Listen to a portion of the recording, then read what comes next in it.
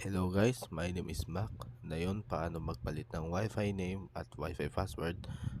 Ang aking provider ay PLDC, home fiber na modem na ProLink at model PGN6401V na may firmware na version 8.1.1. So, ngayon, simulan na tayo. So, ngayon, dapat nakakonect tayo sa Wi-Fi niya. Ayan, nakakonect na tayo. So, punta tayo sa Chrome. Then, i-type natin yung 192.168.1.1. Ayan. Login. Pwede natin kunin mismong link sa notepad ko. Ayan. User admin. Ayan. Kunin natin to. Tapos, copy natin. Then, ilagay natin sa URL. Then, paste. So, ayan. Ganun din lalabas. Mas mabilis. So, na yon yung account niya ay admin. Yung password niya ay 1234 lang. After nyan, ayan, yan ang lalabas. So, yung account management at wireless management. Ayan, ito yung example password ko. Need ng capital letter sa unahan, then maliliit na letters, then symbols, and numbers. So, ayan. Ito yung example ko. Ito na ilalagay ko. Ayan. Pwede ito magkaiba yung account management. Pwede magkaiba rin wireless management sa Wi-Fi or Wi-Fi name na password. Bukod rin sa account management na user admin na account. Bukod yan. Ayan. Ito yung ilalagay ko. Ayan. Tapos ito, Mac helper. Then, yung password, pwede ibahin na. Ayan, nasa inyo na yan. Ayan, sa akin, iisa ko na lang. Ayan. Then, after mo mag-fill up yan, dyan, i-click mo na lang yung apply charges. Ayan, uulitin ko lang ulit. Nawala eh. Ayan, apply charges. Basta yun nakalagay dyan. Ito maliit na yan. Ayan, apply. So, mawala ka ng wifi. Ayan. So, ganun na magpalit. Pero, halimbawa, paano natin paghiwalayin yung 2.4 at 5 GHz? At paano magpalit ng password ng wifi ulit kung after 1 month o may nakikonnect sa'yo, ayaw nyo ipakonect, gusto magpalit, pwede. So, ito. Ayan, nakakonect na ako. Nag-type na rin ako. Ayan. Punta tayo sa Chrome. Kunin natin yung ito link na to. Copy natin. Then, punta sa Chrome. Then, i-paste mo na lang yung didiin mo lang siya, tas paste. Ayan, ayan na lalabas. Then, yan, lalabas ulit yan. Lalagay mo yung pinagagawa mo ng password kanina sa account management. Yan, ito sa akin kanina, ito yon. Ito yung ilalagay ko. Yan. After niyan, papasok tayo sa dashboard niya. Ayan, user admin. Yan, wait natin. Ayan, ito yung laman niya. Ayan, mga ganyan yung laman niya. Ayan. O, tingnan natin yung bawat settings niya. IP version 6. Ayan, ayan na available niya. VoIP, wala lang ko yun kasi na-reset ko to. At bawal pa i-reset to kasi pag na-reset nyo to, mawala yung telepono. Hindi ko alam kung piling modem, piling iba kahit ibang ganito, pwede i-reset. Gumagana pa rin telepono, pero sa akin, pag reset ko, ayaw na. So, yun. Mas maganda wag nyo na i-reset. So, yan. Firewall muna tayo. Ayan, ayan ang meron sa kanya. Ayan. Ayan siya. Parental control. Ayan Ayan ang mga settings niya. Pakipost na lang. VLAN. Ayan, band steering. Ito yung pinagsama yung 2.4 ay 5 GHz. Pag lumapit ka 5 GHz, pag lumayo ka 2.4 GHz. So ayun. Ako kahit lumapit 2.4 lang eh. Ayun oh, tignan natin. Ayun oh. 2.4. Ayun, number 4 lang eh. Sabi 2.4. At malapit na ako sa modem na ito. Ayun oh. Ayun oh. Kakapit lang to kanina kasi nasira yung old modem ko na walang power. Ito yung kapalit. Parang ayun. Kinakalkal ko. Ayun siya. So, tas ito yung dating kong Ono. Ayan. Maganda pa yung yan compare dito. Ayan. Ayan. Tapos kapalit ka ng password ng wifi. Iwalay na natin yung band steering.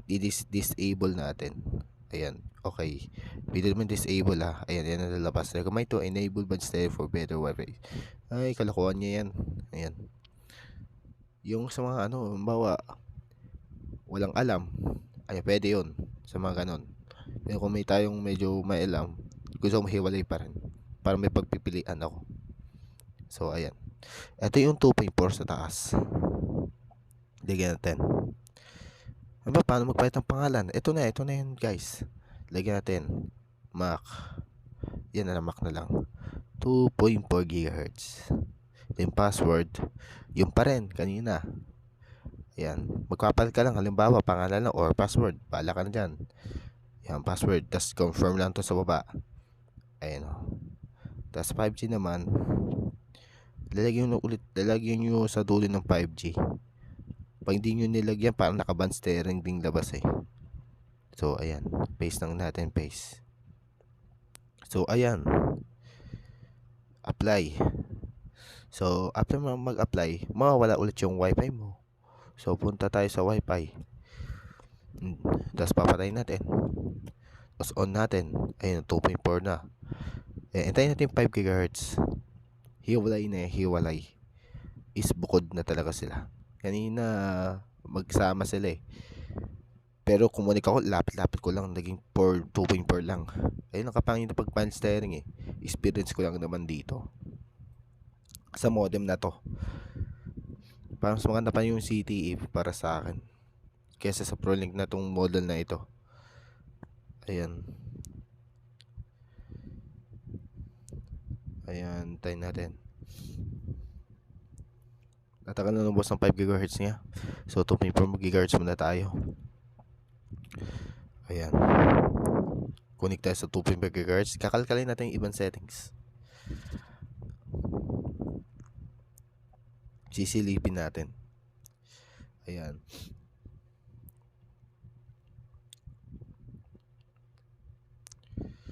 Wala yung 5 GHz. Ayan mo muna. Lalabas din yan mamaya. So, refresh ulit natin. Ayan. Magpalagin ulit. Yan pa rin ilalagay nyo yung nilagay nyo kanina. Ayan, sa akin yung pa rin ilalagay ko.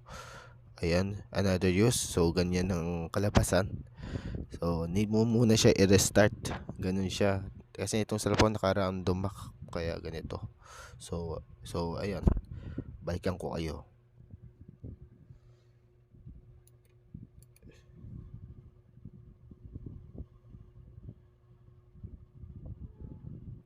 So, ito na.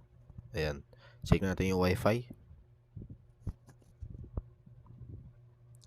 Ayan. Connect tayo sa Mac. 2.4 muna. Wala pa rin 5G. Lalabas din yan mamaya. Ayan. Chrome. Ayan. Lagyan ulit natin. Admin. Ayan. Kaninang admin password ko. Papasok na yan. Ayan. After mag-restart, okay na siya ulit. So, ayan. Wi-Fi, ayan. Gusto na magpalit ulit, ayan. Walay na yan. WLAN 0. Ayan ang laman niya. Pakipost na lang. Advance, ayan. On na lang natin to lahat. Pati yung MIMO niya, meron siyang support ng ganon. MIMO. On na lang natin this apply changes natin. Then security, ayan. Meron siyang security, ayan lang. Ayan siya. Ito yung ginawa kong password kanina. Ayan. Ito yung siya pwedeng gawing AP. Tingnan natin. Basic tayo. Multiple AP. Ayan, pwede siyang gawing 4. 4 ba? 4. Pwede siyang 4. Ayan, 4 siyang pwede. May AP isolation siya. Ayan. Ayan, ganito naman niya. Access control. Pwede nyo yung allowed lang makapasok sa wifi mo. Maganda rin to. Pwede siyang ganyan. Site pang masakot yung wifi mo sa paligid. Ayan. I-push natin. Tingnan natin. Wala naman. Ayan. Alam ko pang sakop yung sa paligid yan eh. WPS. Ayan. Ayan siya. Then status. Tayo natin. Ayan. 2.4 naman tayo. Ayan. Ayan mga ano niya. Advanced settings. Ayan. Ganun din naman sa 2.5 at 5 GHz. Halos magka-same lang naman. Ayan. Ayan. Halos magka-same lang naman. So, ayun. Ayan ang model niya. Ayan. Zoom ko na. V version 8.1.1. Yung hardware version niya is 1.0. Ayan. Version niya. Log out natin. So, ito. Lamang pa. Huwag kalimutan mag-subscribe. I-click bell notification bell para ma-notify ko kayo sa new video ko. So, ito lang. Paano magpalit ng password ng wifi at name. Yun.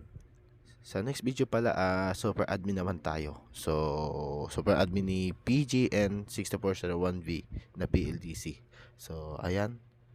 To. Sana maintindihan nyo. Bye-bye.